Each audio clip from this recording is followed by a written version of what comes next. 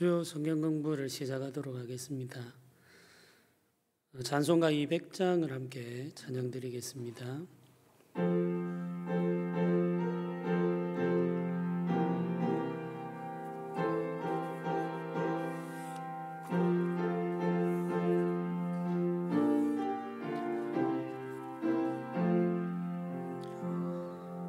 알고 묘한 그 말씀 생명의 말씀은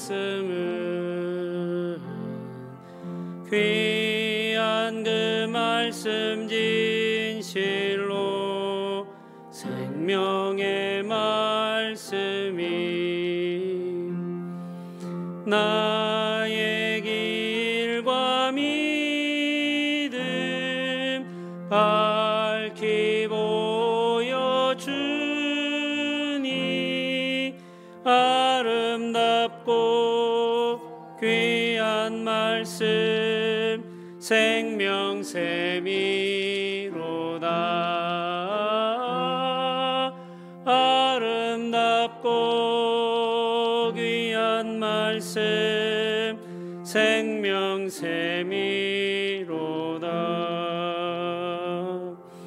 귀한 주님의 말씀은 내 노래 되도다. 모든 사람을 살리는 생명의 말씀은 값도 없이 받아 생명길을 가니 아름답고 귀한 말씀 생명샘이로다.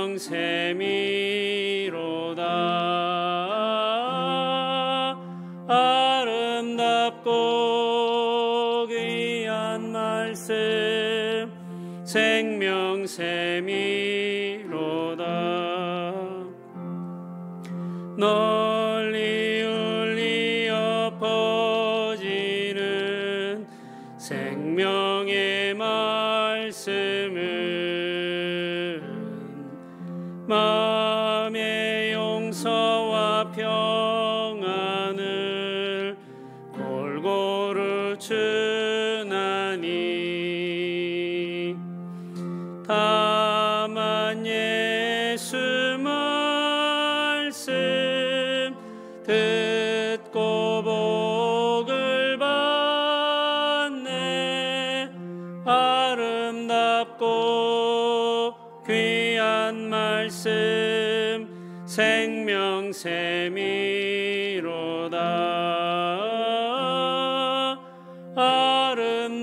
아름답고 귀한 말씀 생명샘이로다.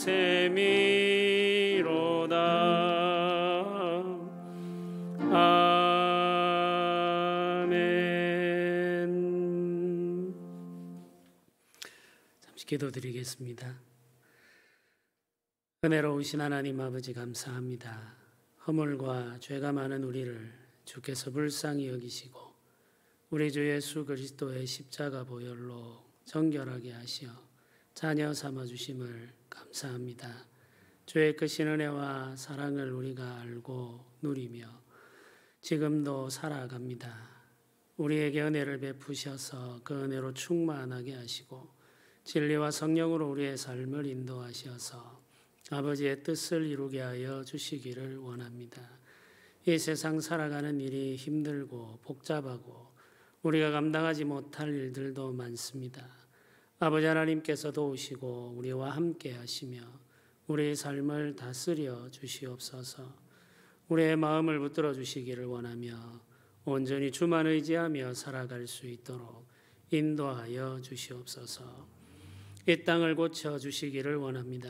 주께서 긍휼히 여기시며 은혜 내리사 질병으로 고통하는 백성들을 불쌍히 여기시고 이제 하나님의 은혜를 베푸사 치유하시며 회복하여 주시기를 원합니다. 주 하나님 아버지께서 베풀어 주시는 은혜가 있어 우리가 지금까지 살아왔사오니 이제도 살게 하시고 주의 은혜로 말미암아 이 질병으로부터 노임을 받게 하여 주시옵소서. 성도들의 가정과 삶을 주께서 기억하시고 은혜 내려 주시기를 원합니다. 하늘로부터 임하는 복이 있게 하시며 그들이 수고하는 모든 일들이 열매 맺게 하셔서 주 안에서 기뻐하며 감사함으로 예배드리게 하여 주시기를 원합니다. 성도들의 가정의 자녀들에게도 하나님께서 은혜 베푸시며 그들의 앞길을 인도하시며 그들의 마음을 선하게 지키시며 그들이 마음에 꿈꾸며 소원하는 모든 일들이 주 안에서 이루어지게 하여 주시옵소서. 우리가 주를 바라고 소망하오니 오늘도 말씀으로 우리 가운데 임하시며 주의 말씀을 깨닫게 하시고 그 말씀이 우리 마음에 심기게 하여 주옵소서. 예수님의 이름으로 기도드립니다. 아멘.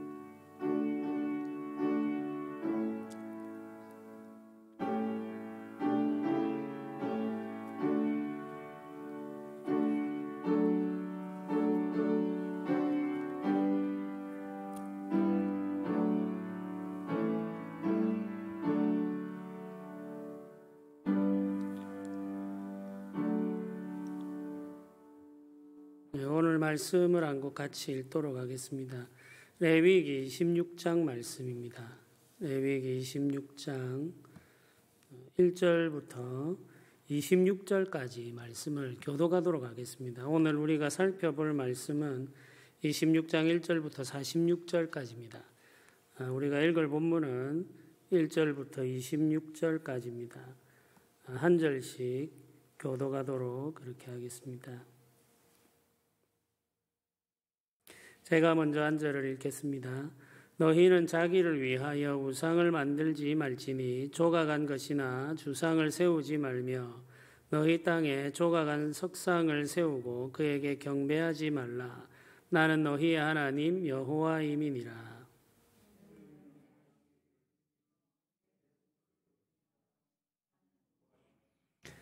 너희가 내 규례와 계명을 준행하면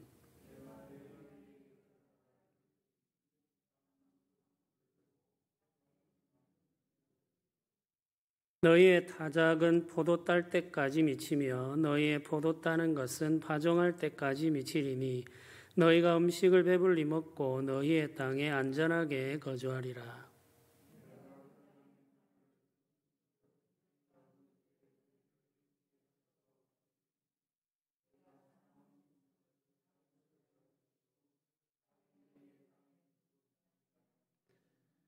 너희의 원수들을 쫓으리니 그들이 너희 앞에서 칼에 엎드려질 것이며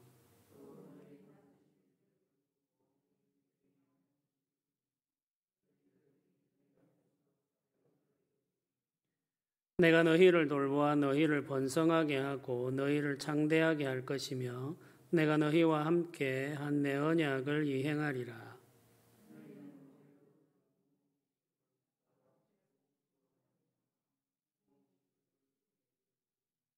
내가 내 성막을 너희 중에 세우리니 내 마음이 너희를 싫어하지 아니할 것이며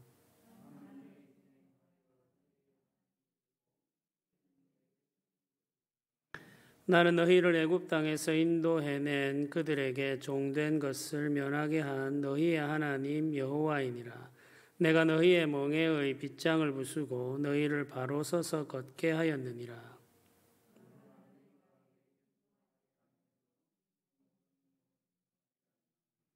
내 규례를 멸시하며 마음에 내 법도를 싫어하여 내 모든 계명을 준행하지 아니하며 내 언약을 배반할진대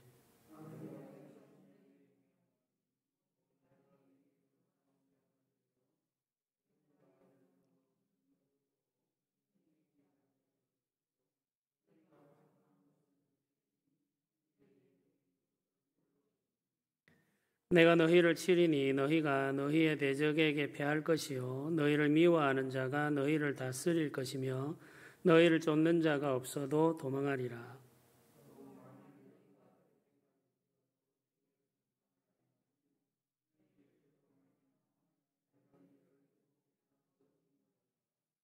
내가 너희의 세력으로 말미암은 교만을 꺾고 너희의 하늘을 철과 같게 하며 너희 땅을 놋과 같게 하리니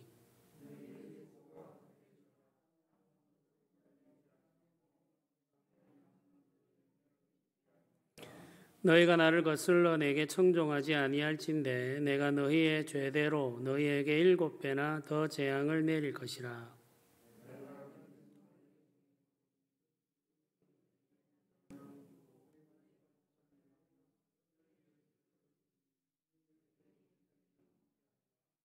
이런 일을 당하여도 너희가 내게로 돌아오지 아니하고 내게 대항할진대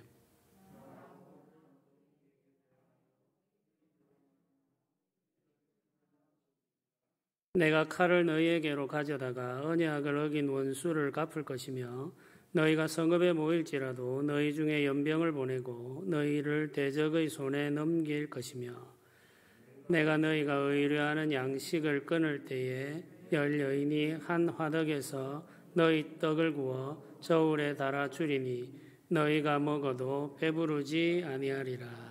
아멘. 모세오경은 규례, 율례, 계명이라고 하는 말로 설명할 수 있겠습니다. 이 표현이 이제 이 모세오경에 반복되고 있죠. 구약 성경 전체에 기초가 되는 이 모세오경을 가리킬 때 이런 표현을 반복해서 사용합니다. 시편에도 이 단어들이 반복해서 사용되죠. 이 단어들은 조금씩 강조하는 바에 차이가 있기는 합니다만은 모두 같은 의미를 가지고 있다고 생각하시면 되겠습니다. 우리가 보통 모세오경을 율법이라고 말하죠. 이 율법이라고 말하는 것이 바로 규례, 율례, 계명이라고 표현되는 것이죠. 종교개혁 이후 개혁된 교회는 율법이라는 말에 대해서 부정적인 느낌을 가지게 되었습니다. 그 부정적인 느낌이 지금까지 쭉 전해지고 있다고 생각하시면 되겠습니다. 그런데 율법은 하나님이 주신 것으로 선한 것이라는 사실을 우리는 기억해야 됩니다. 우리가 율법을 완전하게 지키지 못하는 것이 문제인 것이지 율법 자체가 악한 것은 아니라는 말이죠. 율법을 우리가 다 지키지 못해서 이런저런 문제가 생기는 것인데 그러다 보니까 이제 율법에 대한 잘못된 생각이나 개념이 생기기도 하고 오해도 생기기도 하는 것이죠. 근데 하나님이 주신 율법은 그 자체로 선한 것이라는 사실을 우리는 기억해야 됩니다. 율법을 잘못된 방식으로 사용한 대표적인 예가 율법주의입니다. 이 율법주의라는 것은 율법을 완전하게 지키면 하나님의 복을 받을 수 있고 심지어는 우리가 하나님의 자녀가 될 수 있다고 믿는 신앙이죠. 그러니까 율법을 지키며 살아야 되는 것을 넘어서서 율법을 지키면 복을 받을 수 있다고 생각하는 거죠. 그리고 율법을 지킴으로 하나님의 자녀가 될 수 있다고 믿는 것입니다. 예수님 당시 유대인들은 이런 신앙을 발전시켜 왔습니다. 이 율법주의 신앙이 역사를 이어오면서 발전해 왔는데 예수님 당시 유대인들의 시대에 이 율법주의적인 신앙의 형태가 아주 곤고하게 된 것이죠. 유대인들 중에도 하나님의 은혜로 말미암아 우리가 복을 받는다. 그리고 우리가 하나님의 자녀가 된다는 믿음을 가지고 있는 사람들도 있었습니다. 은혜라고 하는 것은 이제 값없이 주어지는 것이죠. 우리가 받을 자격이 없고 우리가 마땅한 일을 하지 않았는데도 불구하고 하나님께서 은혜를 주신다라고 생각하고 믿는 것이 은혜를 의지하는 신앙이죠. 이런 신앙을 가지고 있는 유대인들이 있었습니다. 그러나 예수님의 대적이 되었던 당시 종교 지도자들은 율법주의자들이었고 이후에 이들은 사도들을 대적하며 교회를 핍박하는 자가 되었죠. 그래서 우리 신약 성경의 배경이 되고 있는 유대인들이 가지고 있는 신앙은 율법주의라고 할 수 있겠습니다. 율법은 하나님이 주신 선한 것으로 합당하게 사용하기만 하면 우리에게 아주 유익하게 되고 복이 되는 것입니다. 그러나 율법을 잘못된 방식으로 사용하면 우리 신앙과 삶에 해를 끼치게 되는 거죠. 그 대표적인 예가 율법주의죠. 율법은 구원받기 위한 조건으로 주어진 것이 아니라 구원받은 백성들이 지키며 살도록 주신 것입니다. 그러니까 우리가 율법을 잘 지키면 하나님의 자녀가 되는 것이 아니라 우리가 하나님의 자녀가 되었기 때문에 이 율법을 지키며 살게 되는 것이죠. 그러니까 자녀가 되기 위해서 율법을 주신 것이 아니라 자녀가 된 사람들에게 이 율법을 주셨다는 거죠. 복도 마찬가지입니다.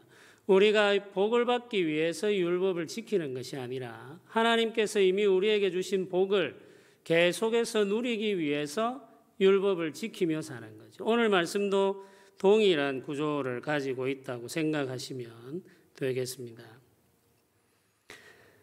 이 율법을 지키는 삶은 하나님께서 우리에게 베풀어 주신 은혜에 대한 반응입니다.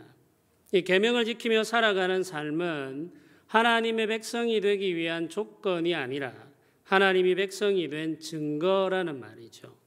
하나님을 사랑하는 사람은 하나님의 계명을 지킵니다. 하나님의 은혜를 받은 사람은 하나님을 사랑하게 되죠. 하나님을 사랑하는 사람은 하나님의 계명을 지키게 되는 것입니다. 사랑은 은혜에 대한 반응입니다. 하나님이 주신 은혜를 경험한 사람은 감사하게 되고 감사하는 사람은 순종하고자 하는 마음을 가지게 되죠. 은혜에 감사하는 마음으로 하나님을 사랑하게 된 사람은 하나님의 말씀을 순종하려는 열심을 품게 되고 하나님을 위해 살고 싶은 열망을 가지게 됩니다. 이게 사랑이 가지고 있는 힘이죠. 우리가 누군가를 사랑하게 되면 그 사람이 기뻐하는 일을 하고 싶게 되고 그를 위해서 살고 싶어지지 않습니까? 하나님과의 관계도 마찬가지입니다. 하나님께서 우리에게 주신 은혜가 우리로 하여금 하나님을 사랑하게 만드는데 사랑하는 마음은 우리로 하여금 순종에 대한 열심을 갖게 하고 하나님을 위해 살고 싶은 열망을 품게 하는 것이죠. 이게 매우 자연스러운 마음이다. 마음의 반응이라는 것입니다. 이 사람의 마음이라는 것은 너무나도 자연스러워서 사랑을 받으면 사랑을 하게 되고 사랑을 하게 되면 순종하고 싶고 헌신하고 싶은 마음이 저절로 생겨납니다. 은혜 받은 사람에게서 나타나는 아주 자연스러운 반응이라고 할 수 있겠습니다.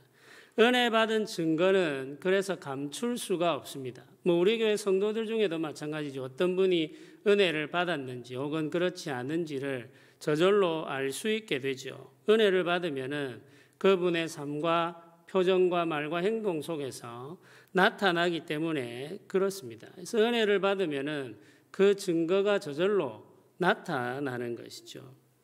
이 레위기 26장은 순종하는 삶과 불순종하는 삶의 결과에 대해서 아주 길게 설명하고 있습니다. 아주 자세히 묘사를 하죠.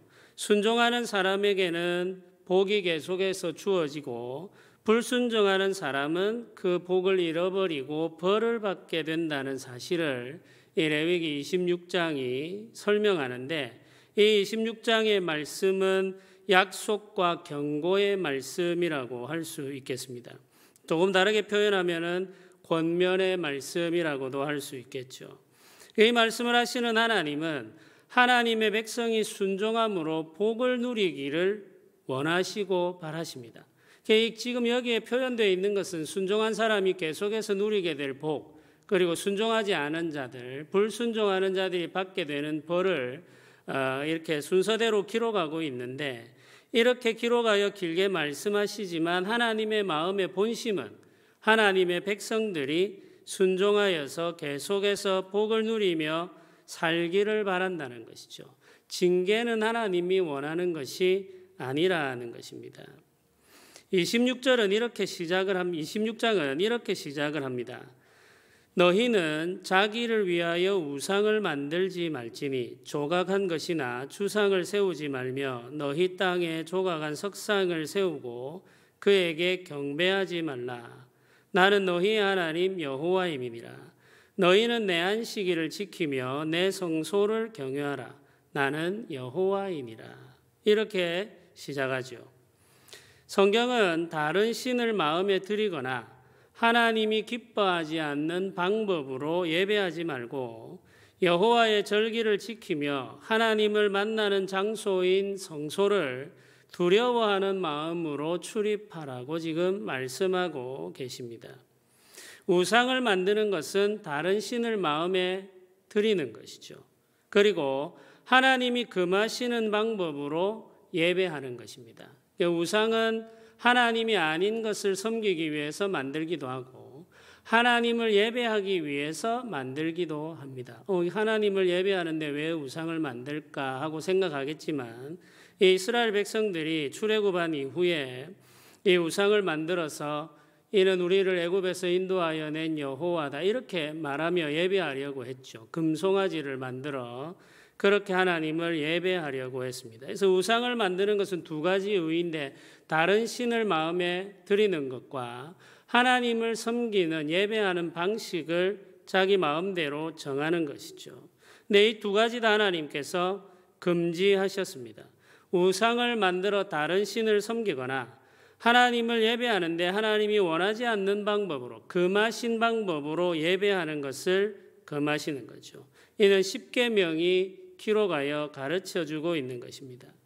우상 숭배는 가장 대표적인 불순종으로 하나님을 거부하고 거역하는 대표적인 죄라고 할 수 있겠습니다. 이 우상 숭배는 하나님의 존재 자체를 거역하거나 하나님께서 정하신 예배의 방식을 거절하고 자기 마음대로 예배하는 것이죠. 대개 죄의 시작이라고 할 수 있겠습니다. 하나님을 거부하고 거역하는 사람은 하나님이 정한 절기를 무시하게 되고 하나님을 만나는 성소를 가볍게 출입하게 됩니다. 하나님을 두려워하는 마음이 없을 때 나타나는 행동들이죠. 하나님이 정한 절기를 무시해버리는 것. 그리고 하나님을 만나는 장소인 성소를 출입할 때 가볍게 출입하게 됩니다. 가볍게 함부로 출입한다는 말은 하나님이 정해주신 말씀대로 행하지 않는다는 거죠. 자기 마음대로 행한다는 것입니다. 계명을 준행하고 지키는 사람은 하나님을 두려워하는 마음을 가지고 있습니다. 우리가 하나님께 품게 되는 마음을 성경은 경외라고 표현을 하죠. 이 경외하는 마음으로 묘사를 합니다. 이는 사랑과 두려움이 섞여 있는 감정입니다. 경외한다는 말은 사랑한다는 말과 두려워한다는 말이 함께 포함되어 있는 거죠. 그러니까 사랑하면서 동시에 두려워하는 것이 경외함입니다. 그러니까 우리가 하나님께 가지게 되는 바람직한 마음은 경외, 사랑하면서 동시에 두려워하는 것이죠. 그러니까 사랑하는 마음이 막힘이 없는 경우는 친구들 간에 혹은 연인 간에 부부 간에는 사랑하는 마음을 가질 때 두려워하는 마음은 없을 것입니다. 그러나 부모님을 사랑할 때에는 조금 다르죠. 자녀가 부모님을 향해서 가지게 되는 사랑의 마음에는 두려움이 함께 하게 되는 것입니다. 요즘에는 이제 친구 같은 아빠, 엄마가 굉장히 인기가 있기 때문에 이런 마음 자체가 부담스러울지 모르겠습니다만은 우리보다 윗사람과의 관계에서의 사랑은 두려움을 동반하는 것이 자연스럽고 바람직하죠. 그러할 때에 우리가 예의를 지키며 살아갈 수 있기 때문에 그렇습니다. 근데 하나님을 대할 때에는 말할 필요가 없겠죠. 하나님과 우리의 관계에 있어서는 사랑이 필요합니다. 그런데 이 사랑이 두려움으로 감싸져 있지 않으면 온전하게 되지 못하는 거죠. 성경은 이를 경외함이라고 말하죠. 우리가 하나님께 가지게 되는 사랑을 경외하는 마음으로 설명합니다. 이 경외하는 마음을 신약 성경의 표현으로 바꾸면 믿음이라고 할 수 있겠습니다. 믿음으로 하나님을 바라보고 경외하며 사는 사람이 받는 복을 4절부터 13절까지 기록하고 있습니다. 그래서 이 복은 하나님께서 구원하신 백성, 이스라엘, 언약 백성들에게 주어진 복이죠.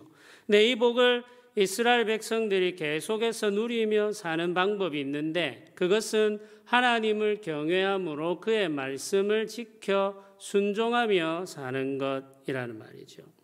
4절부터 13절까지 길게 설명되어 있는 복을 대표적으로 표현하는 것이 4절에서 5절입니다. 4절과 5절 말씀인데 우리가 한번 같이 읽어보면 좋겠습니다. 26장 4절과 5절 말씀을 우리 같이 한번 읽어보겠습니다. 같이 읽겠습니다. 내가 너희에게 철 따라 비를 주리니 땅은 그 산물을 내고 밭의 나무는 열매를 맺으리라. 너희의 타작은 포도할 때까지 미치며 너희의 포도 따는 것은 파종할 때까지 미치리니 너희가 음식을 배불리 먹고 너희의 땅에 안전하게 거주하리라. 아멘. 이 믿음으로 순종하는 사람들은 하나님께서 돌보신다는 것이죠. 때를 따라 비를 내려주시고 수고한 일들이 열매를 맺게 해주십니다.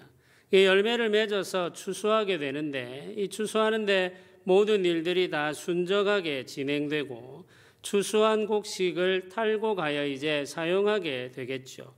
그런데 이 타작하는 일을 계속해서 오랜 시간 동안 진행해야 된다는 것을 어떻게 표현하고 있냐면은 이 추수한 것의 타작이 포도 딸 때까지 미친다 이렇게 말하는 거죠. 포도를 수확할 때까지 추수하여 거두어 들인 곡식의 타작이 이어진다는 것입니다. 그만큼 추수한 것의 양이 많다는 이야기죠. 그리고 이 곡식 타작을 마칠 때쯤에 이제 포도를 추수하게 되는데 포도를 추수하는 일을 마칠 때쯤이면 다시 씨를 뿌리게 된다는 이야기죠. 그러니까 농사가 아주 자연스럽게 이어지는데 그때마다 그 수확하여 거두어 들이는 것의 열매가 풍성하고 많아서 이 수확하는데 오랜 시간이 걸린다는 것을 이렇게 묘사하고 있는 것입니다. 풍년이 이루어진다는 말이죠. 그러니까 우리가 열심히 씨를 뿌리고 가꾸고 하는데 그 모든 일들이 하나도 헛되이 사라지는 것 없이 많은 열매를 맺게 된다고 약속하고 계십니다. 농사는 자연스럽게 이루어지고 편안한 중에 그 열매를 거두어 풍성하게 누리는 삶도 계속해서 이어집니다. 땅은 평화로워서 백성들은 두려움 없이 안전하게 살아가는 것이죠. 그게 하나님께서 순종하는 자들에게 주시는 복입니다. 이 하나님이 주신 이 복을 백성들이 계속해서 누리며 살아갈 수 있다는 이야기죠. 순종하는 백성들에게 주시는 복은 하나님이 함께 하심으로 완성됩니다. 11절과 12절을 우리가 한번 읽어보겠습니다. 11절과 12절 말씀입니다. 같이 읽겠습니다. 내가 내 성막을 너희 중에 세우리니 내 마음이 너희를 싫어하지 아니할 것이며 나는 너희 중에 행하여 너희의 하나님이 되고 너희는 내 백성이 될 것이며. 하나님께서 성막을 백성들 중에 세우시고 그들과 함께 하신다는 것이죠. 그 백성들을 싫어하지 않는다 이렇게 말씀하십니다. 하나님은 그들의 하나님이 되고 그들은 하나님의 백성이 된다는 약속의 말씀이 있습니다. 이스라엘 백성들이 받은 복이 많습니다. 그 중에서 가장 큰 복은 하나님이 이스라엘과 함께 하시는 것이죠. 하나님께서 이스라엘 백성들 가운데 거하시는 것입니다. 임마누엘이 되시는 거죠. 하나님이 백성들 가운데 오셔서 함께 사시는 것, 이것이 복의 완성이고 복의 끝이죠.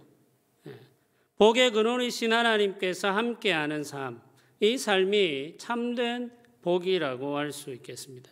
우리가 바라고 소망해야 할 가장 큰 복은 하나님께서 우리와 함께 하시는 것이죠. 우리 가정에 하나님이 오셔서 거하시는 것, 우리의 일터에 하나님이 오셔서 거하시는 것, 우리의 가정을 다스리는 것처럼 우리의 일터에서도 하나님이 오셔서 다스리고 각 사람들의 마음을 움직이고 그들의 마음을 선하게 변화시키고 얽히고 설켜 있는 사람들의 관계, 그 속에서 주고받는 좋지 않은 감정들, 말들, 이런 것들을 하나님께서 조금씩 순화시켜 가시고 선하게 바꾸어 가시는 것, 그것이 우리가 받게 되는 복이라는 이야기죠. 하나님은 우리의 예배 가운데 함께 하실 뿐만 아니라 우리 가정에도 함께 하시고 우리가 일하는 일터에도 함께 하십니다. 우리가 어디를 가든지 그곳에서 하나님께서 동행하시면서 다스리신다는 이야기죠.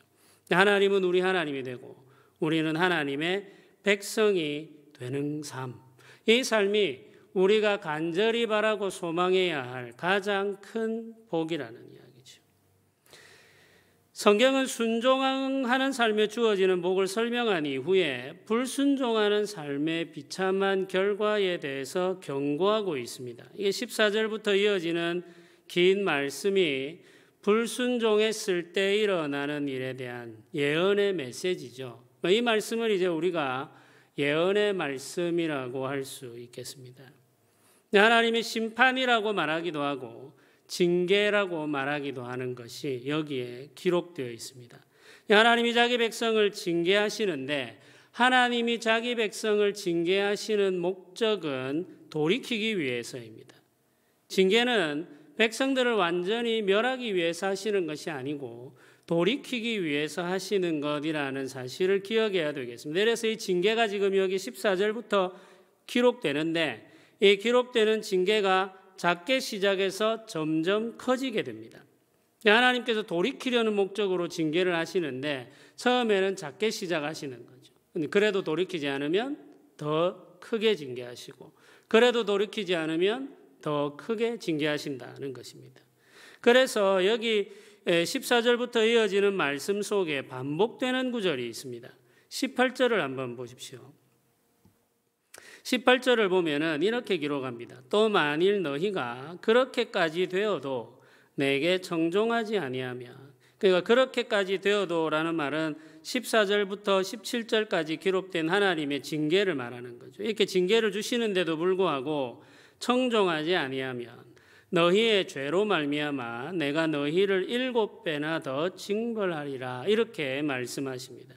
7배라고 하는 말은 이제 수치상으로 7배라는 의미보다는 이 7이라는 숫자가 완전을 의미하기 때문에 하나님의 징계가 엄청나게 커진다는 의미죠. 이 백성들을 돌이키는 데 필요할 정도로 충분히 징계가 더해진다는 의미로 생각을 하시면 되겠습니다. 근데 이 표현이 지금 18절에 기록되어 있는데 21절에도 기록되어 있고 23절과 27절에도 반복됩니다. 그러니까 징계가 주어지고 그거라도 돌이키지 않으면 이 말씀을 말하고 나서 또 징계를 이야기하시는 거죠. 그러니까 여러 번에 걸쳐서 지금 하나님께서 말씀하는 거죠. 내가 너희를 이렇게 징계하여 돌이키려고 하는데도 돌이켜 청종하지 않으면 징계는 7배가 더해질 것이다. 그런데도 또 돌이키지 않으면 징계는 또 7배가 더해질 것이다.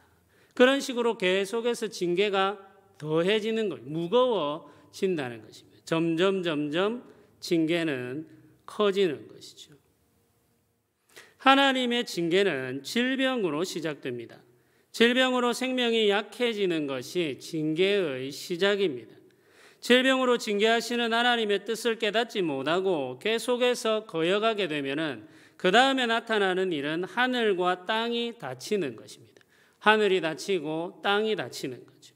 하늘이 닫힌다는 말은 비가 내리지 않는다는 말이고 땅이 닫힌다는 말은 더 이상 땅이 열매를 주지 않는다는 말입니다. 아무리 우리가 수고해도 땅에서 열매를 거둘 수 없게 되는 상황이 온다는 이야기죠. 그러니까 우리가 오해하고 있는 것이 있는데 우리가 열심히 일하기만 하면 얼마든지 소득을 얻을 수 있다고 생각하는 것은 정말 우리가 가지고 있는 큰 착각 중에 하나입니다. 아무리 열심히 일해도 수확을 거둘 수 없는 일들이 많습니다. 우리 삶에는. 지금도 마찬가지이겠죠. 코로나19가 갑자기 찾아와서 열심히 일하고 땀 흘려 수고하던 사람들이 갑자기 일터를 잃어버립니다. 우리가 게을러서나 우리가 나빠서 그런 것이 아니란 말이죠. 우리는 열심히 일하고 애써 수고하지만 일하는 일터 자체가 문을 닫아버리는 일들이 생길 수 있는 거죠. 하늘이 닫히고 땅이 닫히는 이런 징계가 있습니다. 그리고 흉년으로 말미암아서 굶주리게 되는 것이죠. 그래도 돌이키지 않으면은 그 다음에는 전염병과 전쟁으로 인하여서 고통하게 됩니다. 이 전염병과 전쟁은 단순한 질병과는 다르죠. 엄청나게 많은 사람이 생명을 잃게 되고 국가의 기능 자체가 마비됩니다. 전쟁은 우리가 경험할 수 있는 고통 중에 가장 큰 고통이라고 할 수가 있겠습니다. 인간이 가지고 있는 존엄이 다 무너지고 훼손되고 사람이 정말 이렇게까지 악해질 수 있는가를 경험하는 현장이 전쟁터라고 할 수 있겠습니다. 전염병과 전쟁이 일어나서 백성들이 고통하게 되는 것이죠. 그래도 돌이키지 않으면 그 땅에 있는 모든 것을 하나님께서 허물어 버리시고 그 땅을 황폐하게 한 이후에 백성들을 그 땅에서 추방해 버리시겠다, 쫓아내 버리시겠다, 이렇게 말씀하십니다. 하나님이 약속하신 언약의 땅, 이 젖과 꿀이 흐르는 땅, 하나님의 나라를 건설하고자 계획했던 이 땅에 더 이상 이 백성들이 살 수 없다고 판단하시고는 이 백성들을 그 땅에서 쫓아내 버리는 거죠. 추방해 버리시는 것입니다. 에덴 동산에서 아담과 하와가 쫓겨났듯이 이스라엘 백성들이 가나안 땅에서 쫓겨나는 것이죠. 그리고 이방인들의 땅에서 노예로 살아가게 되는 것입니다. 이게 점점 더 하나님의 징계가 커지는 거죠. 하나님을 거역한 백성들이 떠난 땅은 황폐하게 되어서 마침내 쉼을 얻게 됩니다. 언약 백성들이 지키지 않았던 안식년이 이루어지는 거죠. 하나님의 백성들이 하나님의 계명을 거역하여서 땅을 쉬게 하지 않자 하나님께서 그 백성들을 그 땅에서 쫓아내심으로 땅을 쉬게 하시는 거죠. 그 백성들이 안식일, 희년의 계명을 지키지 않으니까 하나님께서 그 백성들을 다 쫓아내시고는 그 땅을 쉬게 하셨습니다. 안식하게 하신 거죠. 백성들은 하나님이 주신 땅에서 쫓겨나 이방 땅에서 괴로운 종살이를 하게 됩니다. 땅을 마음대로 착취하며 살던 백성들이 이방인들의 땅에서 착취당하면서 살게 하신 거죠. 하나님께서 이 백성들을 깨닫게 하기 위해서 사용하시는 징계입니다. 그런데 이게 끝이 아닙니다. 하나님께서 14절부터 쭉 길게 징계를 이야기하시죠. 돌이키지 않으면 점점 더 큰 징계를 내리시겠다고 말씀하시면서 말씀을 이어오셨습니다. 그런데 이렇게 끝이 나는 것이 아니고 포로 잡혀간 땅에서 백성들이 그 마음을 돌이키면 하나님께서도 언약을 기억하시고 백성들에게 은혜를 베푸시겠다고 약속하심으로 말씀이 이어집니다. 40절부터 42절까지의 말씀입니다. 성경이 이렇게 약속하여 기록합니다.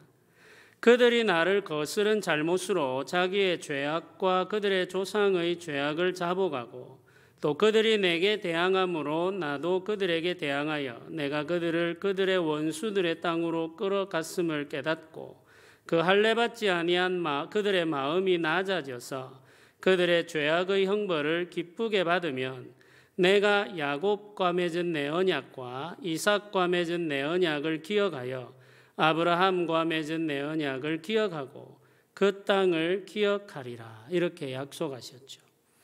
범죄하여서 하나님의 징계를 받게 될 때에 겸손하게 그 징계를 받아들이면 여기는 이제 죄악의 형벌을 기쁘게 받으면 이렇게 말씀하는데 이게 이제 하나님의 징계를 받아들이는 거죠. 이 모든 일들이 우리의 죄로 말미암았다는 사실을 인정하면서 그 징계를 받아들이고 겸손히 하나님을 바라보면 이런 뜻입니다. 그러면 하나님도 언약을 기억하고 그 땅을 기억하겠다 이렇게 말씀하시는 거죠. 다시 이 백성들을 그 땅으로 인도하여 들이시겠다는 약속이죠. 이어지는 말씀이 44절과 45절인데 이렇게 기록합니다.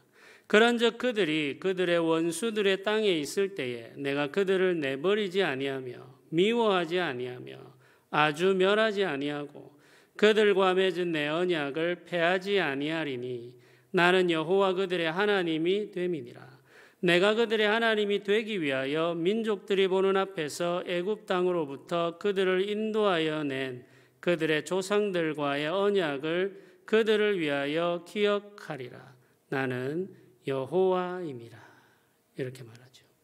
하나님께서 언약을 폐하지 아니하고 기억하시는데 하나님이 그들의 하나님이 되시기 위하여 많은 민족들이 보는 앞에서 이 백성들을 애굽에서 인도하여 내신 것을 기억하겠다는 것입니다.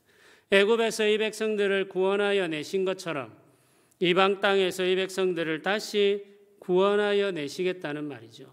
이 말은 다르게 표현하면은 하나님께서 이 백성들을 죄에서 구원하여 내시겠다는 의미입니다. 이들이 질고처럼 지고 살아가는 그 죄의 멍에를 벗겨내고 하나님께서 이 백성들을 그 죄의 무거운 짐 아래에서 건져내시겠다고 약속하시는 거죠.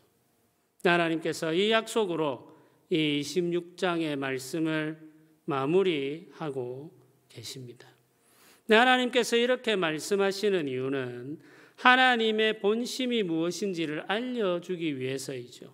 징계는 하나님이 원하시는 것이 아닙니다. 이 백성들이 하나님의 말씀을 떠나 살게 되면은 하나님이 이 백성들을 돌이키기 위해서 징계를 사용하실 수밖에 없다는 것을 알려주시죠. 하나님께서 이 징계를 사용하실 때 우리가 돌이키면 다시 관계는 회복된다는 사실도 분명히 알려주십니다. 하나님은 자기 백성에 대한 마음이 절대로 변하지 않습니다.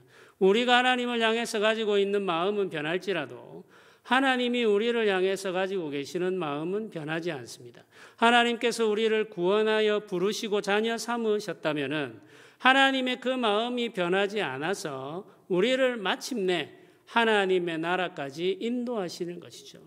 우리가 안전하게 하나님 나라까지 갈 수 있는 이유는 우리가 이 세상을 살아가면서 수많은 유혹을 경험하고 흔들리면서 때때로 우리가 넘어지기도 함에도 불구하고 하나님 나라까지 갈 수 있는 이유는 우리가 믿음이 좋거나 우리가 선하거나 우리의 결심이 아주 견고해서 하나님의 말씀을 잘 지켜서가 아니라 하나님이 우리를 향하여 가지고 계신 마음이 변하지 않기 때문입니다. 하나님은 우리의 마음이 변하고 삶이 흔들려도 변하지 않는 마음으로 우리를 붙들고 인도하셔서 마침내 하나님 나라까지 이끌어 가시는 거죠. 그렇게 우리의 구원이 이루어집니다. 그러니까 우리가 예수님을 믿게 되는 것도 은혜이고 예수님을 믿고 살아가는 과정도 은혜이고 결국에 하나님 나라에 들어가는 것도 하나님의 은혜인 것이죠. 하나님은 연약한 백성들을 돌이키시고 회복시키시고 인도하십니다. 우리를 향한 하나님의 마음이 이와 같이 간절하고 견고하다는 거죠. 그래서 하나님이 원하시는 것은 우리가 복이 되는 것입니다. 우리가 순종하여 삶으로 부족할지라도 우리가 마음을 다해서 하나님의 말씀을 순종하여 살고자 애쓰고 헌신할 때 하나님께서 우리에게 은혜 주시고 우리를 복으로 삼으시겠다는 거죠. 경외하는 마음으로 하나님을 예배하며 순종하며 살아갈 때 하나님께서 우리와 함께 하시고 우리를 복되게 하십니다. 성도 여러분, 하나님을 믿고 경외하는 마음으로 살아갑시다. 우리를 사랑하셔서 베푸신 은혜에 합당한 삶을 살아갑시다. 하나님의 사랑과 관용에 감사하면서 겸손한 마음으로 순종하면서 살아갑시다. 하나님을 믿고 순종하는 사람과 함께 하시는 것을 하나님이 기뻐하시고 하나님을 믿고 순종하고자 하는 사람들에게 복 주시는 것이 하나님의 뜻입니다. 우리가 매일같이 이 기록되어 있는 하나님의 말씀을 읽고 묵상하면서 그곳에 기록되어 있는 하나님의 말씀을 마음에 새기고 순종하며 살아감으로 하나님과 동행하는 삶, 하나님이 복되게 하는 삶을 살아가시기를 주님의 이름으로 부탁드립니다. 우리 한번 찬양을 드리고 함께 기도하는 시간을 가지겠습니다. 우리 찬송가 183장 함께 찬양 드리겠습니다.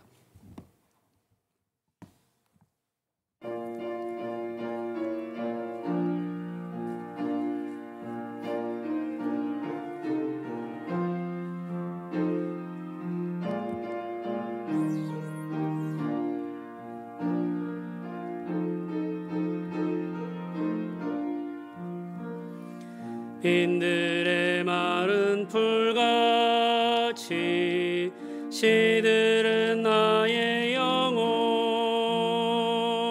주님의 약속 간절히 기다리네. 가물어 메마른 땅에 단비를 내리시듯 성령의 단비를 부어 새 생명 주옵소서.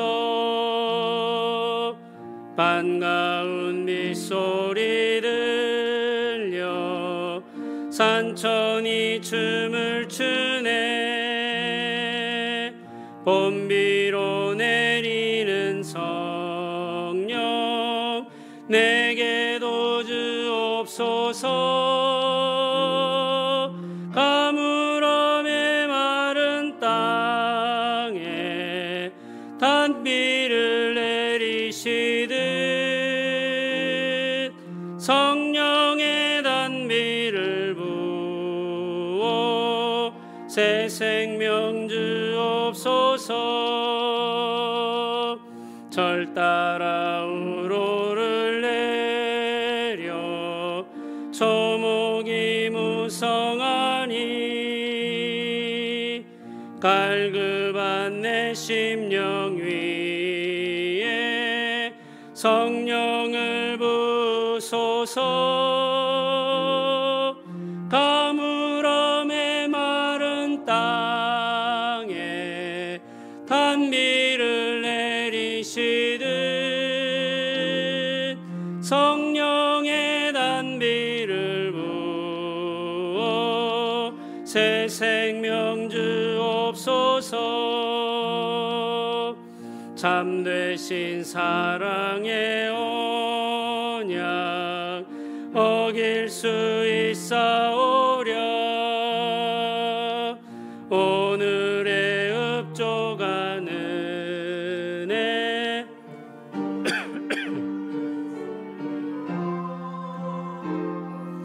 가물어 메마른 땅에 단비를 내리시듯 성령의 단비를 부어 새 생명 주옵소서.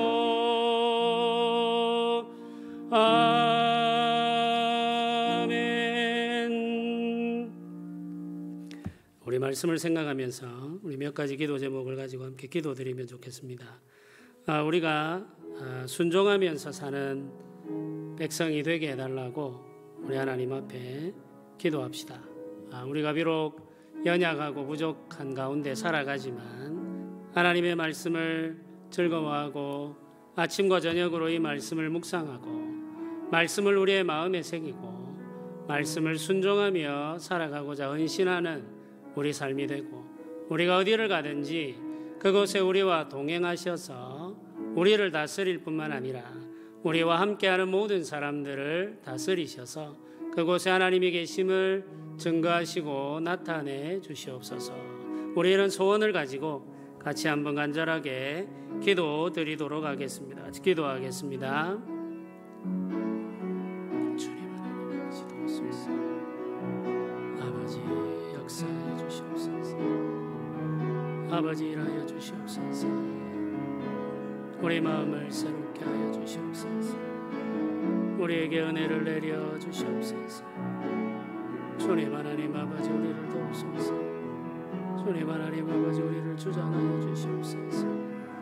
우리의 마음을 새롭게 하시고 정결하게 하시고 아침과 저녁으로 주님의 말씀을 묵상하며 그 말씀을 우리의 마음에 담고 새기며 그 말씀을 순종하며 살게 하여 주시옵소서.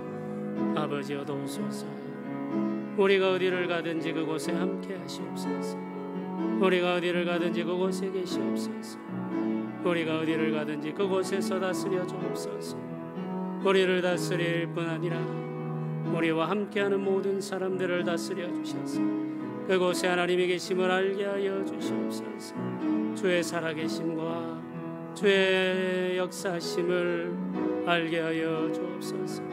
아버지 하나님 우리의 허물과 죄를 아시고 우리를 용서하시고 우리를 자녀 삼으신 그 은혜로 인도하여 주시기를 원합니다. 주님 도우소서. 주님 역사하여 주소서. 주님 주장하여 주소서. 아버지 은혜 내려 주옵소서. 아버지 은혜 내려 주옵소서. 아버지 일하여 주옵소서. 주님 도와주시옵소서. 아버지 은혜 내려 주시옵소서. 우리 한 가지 더 기도드리겠습니다. 우리 한 가지 더 기도드리실 때는 우리 교회를 위해서 함께 기도합시다.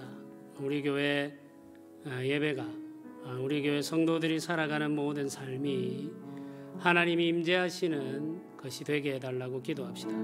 우리 예배 가운데 하나님이 임재하시며 우리 삶 가운데 하나님이 임재하셔서 하나님의 영광을 나타내시고 하나님의 일하심을 드러내시기를 소원하며 기도합시다.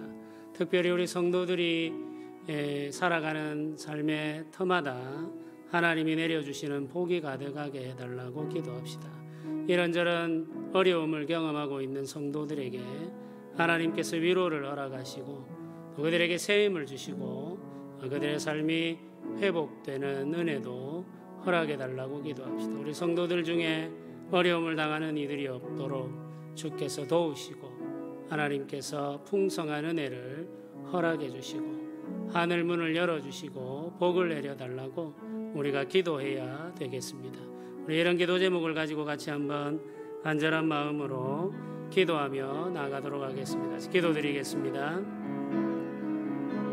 주님 하나님 아버지 도우소서. 주님 하나님 아버지 은혜를 내려 주시옵소서. 주님 하나님 아버지 복을 내려 주시옵소서. 주님 하나님 아버지 역사하여 주시옵소서. 주님 하나님 아버지 성도들의 가정과 일터에 주께서 은혜 내려 주시옵소서. 예배 가운데 임재하실 뿐만 아니라 성도들의 삶 가운데 임재하여 주시옵소서. 복을 내려 주옵소서. 하늘 문을 열어 주옵소서. 풍성함을 허락하여 주옵소서. 성도들이 어려워지지 않도록 도와주시옵소서. 궁핍하지 않도록 도와주시옵소서. 아버지 도움의 손길로 임하여 주시옵소서. 아버지여 복을 내려 주옵소서. 주여 복을 내려 주옵소서. 주여 은혜 내려 주시옵소서.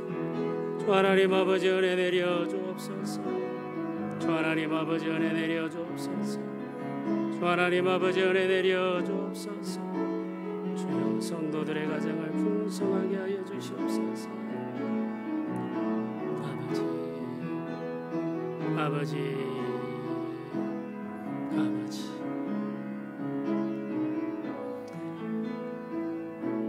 우리 마지막으로 한 가지만 더 기도드리겠습니다. 우리 마지막으로 한 가지 더 기도드리실 때 우리 구역을 위해서 함께 기도합시다. 우리 구역에 하나님께서 은혜 내려주셔서 우리 성도들의 교제가 풍성하게 하시고 성도들이 서로 의지하고 서로 신뢰하고 서로 돕는 사랑의 관계가 깊어지고 풍성하게 해주시기를 소원하면서 기도합시다. 우리 교회가 하나님의 은혜 안에서 자라가기 위해서는 우리 구역 모임이 사랑의 관계로 튼튼하게 세워져야 되겠습니다. 우리가 만나지 못하고 함께하지는 못하지만 기도함으로 서로 섬기며 기도함으로 서로 돕고 기도함으로 서로 위로하는 그런 기도의 사역을 이루어가고 서로 사랑하며 격려하는 사랑의 관계를 튼튼히 해갈 수 있도록 하나님께서 은혜 주시고 우리 구역이 부흥하는 은혜가 임하게 해달라고 우리 소원하면서 우리 같이 한번 마지막으로 간절하게 기도드리도록 하겠습니다. 기도하겠습니다. 주님 하나님 아버지 도우소서. 아버지 하나님 은혜 내려 주옵소서. 아버지 하나님 역사하여 주옵소서. 주여 역사하여 주옵소서. 우리 구역 모임 가운데 하나님 아버지께서 은혜 베푸시며 함께 하시며 하나님 아버지 그 신은혜와 사랑을 허락하여 주시기를 원합니다. 주여 도우소서. 우리가 서로를 위하여 기도하며 서로를 돕고 섬기며 서로를 격려하며 서로를 위로하며 살게 하여 주옵소서. 우리 구역 모임이 사랑으로 세워지게 하여 주옵소서. 서로 사랑하며 서로 의지하며 서로 섬기며 세워가는 구역이 되게 하여 주옵소서. 아버지 하나님께서 도우시기를 원합니다. 아버지 하나님께서 은혜 내려주시기를 원합니다. 아버지 하나님께서 주장하여 주시기를 원합니다. 아버지 하나님께서 도우시기를 원합니다. 아버지 일하여 주옵소서. 아버지 역사하여 주옵소서. 구역 모임이 부흥하게 하시며 구역 모임이 더 자라고 성장하게 하여 주시기를 원합니다. 주님 하나님 아버지여 도우소서. 주님 하나님 아버지여 도우소서. 주님 하나님 아버지여 일하여 주시옵소서. 아버지 은혜 내려 주옵소서. 우리 구역 모임 자라고 성장하게 하시며 부흥하게 하여 주옵소서. 주여 도와주시옵소서. 주여 도와주시옵소서. 아버지 하나님께서 함께하여 주시옵소서. 아버지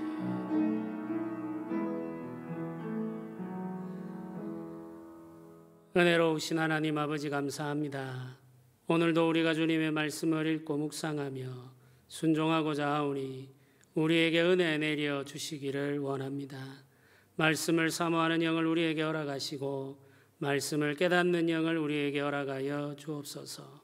주의 교회에 진리의 말씀이 충만하게 하여 주시옵소서.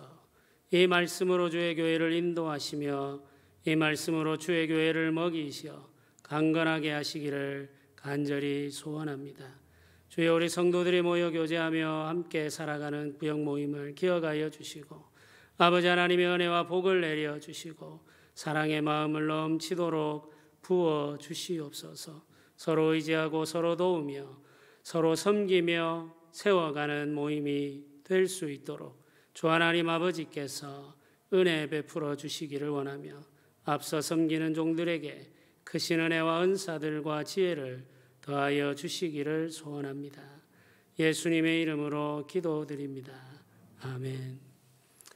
지금은 우리 주 예수 그리스도의 은혜와 하나님의 크신 사랑과 성령의 교통하심이 주의 말씀을 순종하며 살아감으로 복이 되기를 소원하는 주의 백성들의 머리 위에 지금부터 영원토록 함께 있을지어다. 아멘.